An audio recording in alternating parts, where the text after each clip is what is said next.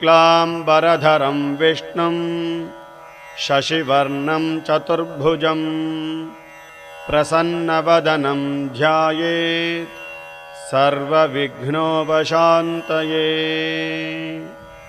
Om Shri Vinayak अष्टोत्तर शतनामावलिः।